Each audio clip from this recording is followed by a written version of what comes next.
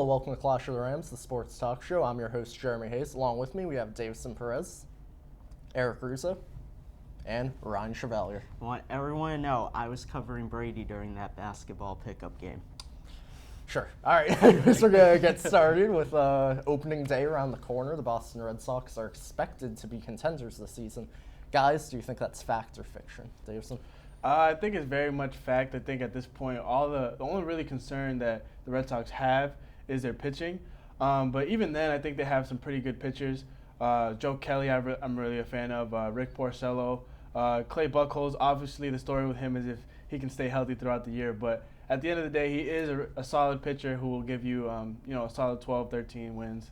The lineup, however, the offensive lineup, that is just stacked with all kinds of Cuban players and Hispanic players that are looking to make some noise. Do I think they'll be contenders? Sure. I think they're going to be back in it. They'll be there for the division at the end. But like Davidson said, I have serious concerns about their starting rotation. I mean, they have a bunch of solid number 3 starters. They don't have an ace. Clay Buchholz has shown flashes in the past, but he hasn't proven that he can do it over a full season. He's never pitched 200 innings. He gets hurt. He had that great year 2 years ago, but he couldn't sustain it. So will he be able to sustain it now? The pressure's on him.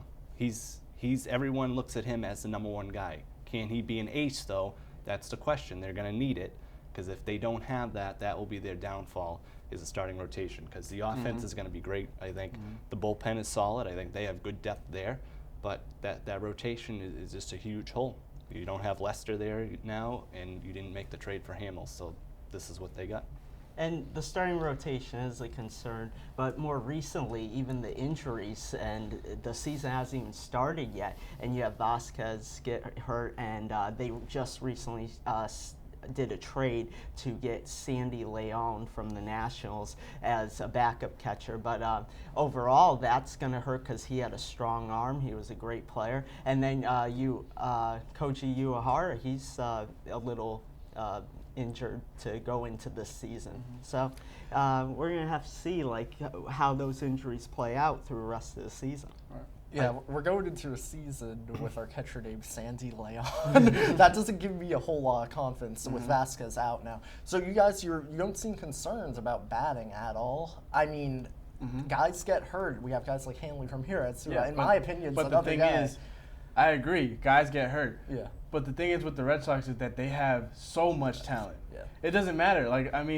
Not to say that it doesn't matter, but if someone were to get injured, there'd be a next guy up who's just as good than the person who would have gotten injured. So the amount of depth on the Red Sox offensive roster is just second to none, really. I mean, they're blowing the Yankees out of the water. They're competing with the Orioles. They're competing with the Blue Jays. They're going to be in it at the end of the season when it's all said and done. Just to address what Ryan said about Vasquez, I totally agree with you. Vasquez not being in there and not having a catcher who has a solid rapport with your pitchers, that is fatal, because the catcher is the guy. He's the guy who runs the defense. He makes sure that he has a good relationship with his pitcher. So to have a guy like Sandy Leon come in there and not have that rapport or come in so late in spring training, it's going to be interesting to see how that goes. And real quick, it's Ryan Hannigan might be the starter this year, not Sandy Leon, but he'll be a backup. Yeah. I was going to say that Hannigan is going to be their guy, but this guy Leon is going to he's going to have to play at some point.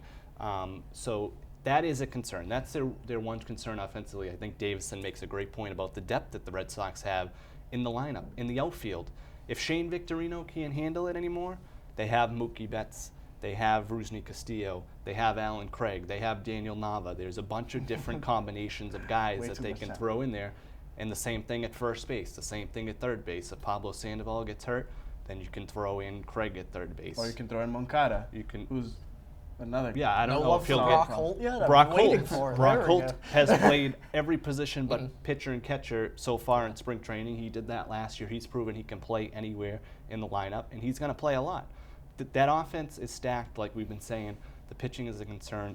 And this catching thing is an underrated. I think people are concerned, but I don't think people are really panicking yet. I'm not panicking because I look at it more offensively. He's going to be in the 9 spot in the lineup. He's not going to have a huge impact offensively. talking about Vasquez if he was going to be playing.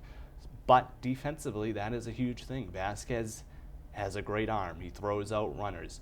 He handled the pitching staff very well, like we said. So that is an underrated aspect to this going into the season, and it could have a huge impact on the pitching staff that's already question marks. One thing I would just like to add, I think we should talk about this, is the fact that the Red Sox are going to have to play a different style of baseball this year. They're not going to be the speedy, do the little things kind of team anymore. And that really concerns me because you have Pablo Sandoval who's going to be batting, after or before David Ortiz, and then you have Hanley Ramirez who's gotten a bit chunkier since when we first drafted him. So the lineup isn't going to be as quick on the bases as it usually has been. So that's that and the catcher situation are two things that I think are and the pitching situation. So there's three. Those three things are really concerning. And they have found Mookie Betts, and he's going to be probably the leadoff hitter. So yeah. It's good because Pedroia, they were trying to find a leadoff hitter last year, and I think Mookie's a perfect fit, actually, for speed, fielding, and batting for this team. I'm glad somebody mentioned Mookie Betts because I'm very excited to see what he's going to do. He's had a great spring. I don't put a lot of stock into spring training stuff. I say that all the time. Jackie Bradley Jr. had a great spring offensively last year, but Mookie Betts is the real deal. I'm excited to see what he does at Fenway. He's a guy that does have speed. He's a guy at the top of the lineup that can get that lineup going. He's going to be fun to watch. It may be the season of Mookie, but we're going to have to wait and find that. All right, guys, stick around. We're going to talk about the Patriots off season up next. Stick around.